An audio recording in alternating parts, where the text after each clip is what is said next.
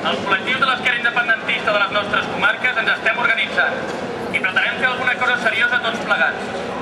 Som els col·lectius que treballem per la independència i el socialisme dels països catalans. Som els casals, les assemblees, els sindicats d'estudiants, de Reus, de Tarragona, de Torredembarra, de Riudoms, i sembla que d'aquí poc alguns col·lectius de l'Alt Camp també s'hi afegiran. Juntament amb tots vosaltres, som la gent del camp.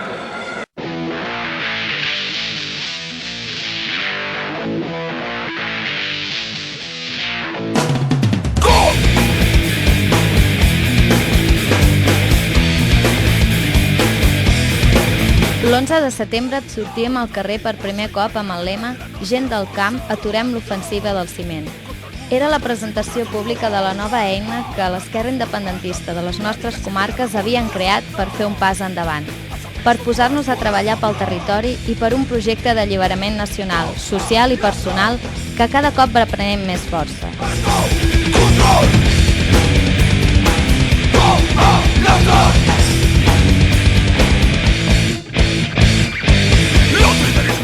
Aquell dia fèiem públic el nostre compromís d'avançar juntes, però feia mesos que els col·lectius que van promoure aquesta iniciativa ens havíem trobat i havíem començat a treballar.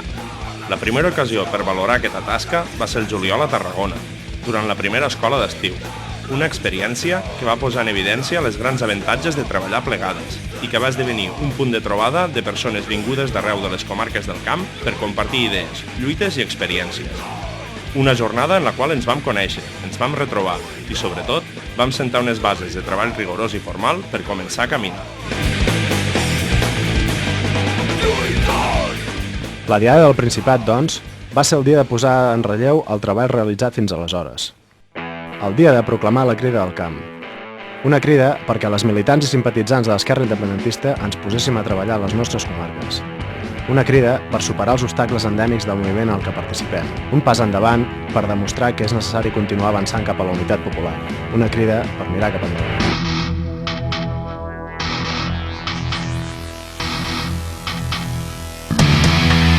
Fèiem públiques, doncs, les bases del nostre treball. Fèiem pública la campanya Gent del camp, aturem l'ofensiva del ciment, amb el convenciment que el treball del dia a dia significaria un procés de confluència i la generació d'unes dinàmiques conjuntes, que ens permetin aprofundir en el camí iniciat i que esdevinguessin un referent per a les companyes que lluiten arreu de les comarques. I amb el convenciment que l'inici d'aquesta campanya era l'oportunitat per generar un discurs propi per a la gent que dia a dia treballem al camp amb un horitzó nacional i de transformació social.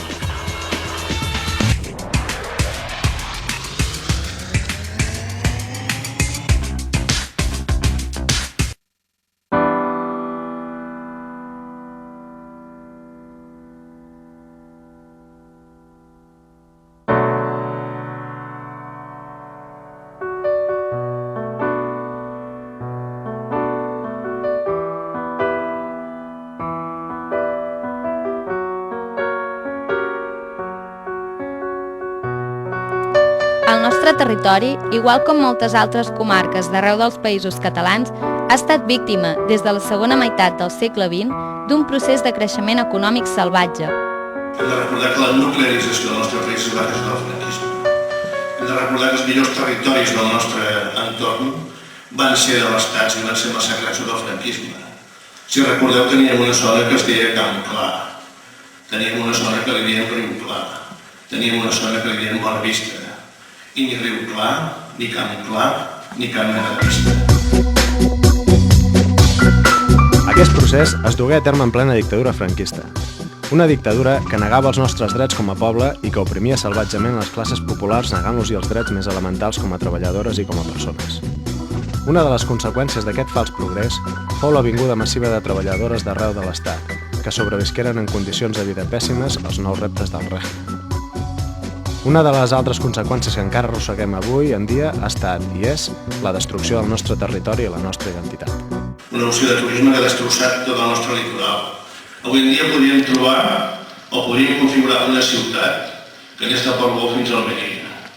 És a dir, si agafem l'autopista com una cremallera que serra el nostre país, veurem que tot un cantó del nostre litoral està completament en mans dels pirates del ciment, de la gent que ha destrossat d'una manera desproporcionada el nostre litoral i el nostre país. Diem és perquè la mal anomenada transició no ha significat cap canvi en el model econòmic de les nostres comarques. No obstant, les dures mobilitzacions dutes a terme pel poble per enfrontar-se a projectes com les centrals nuclears i els abocadors o les lluites per millorar les condicions de vida als barris més desfavorits han permès, dins de les seves limitacions, conservar la dignitat com a poble. Els mateixos que s'oposaven a la dictadura del Franco són els que continuen proposant transvasaments i fent embassaments, potser no són pantans, són els que ens continuen ficant centrals nuclears i són els que continuen amb aquest urbanisme desaforat. Aquesta transició se fa amb una absència de planejament total.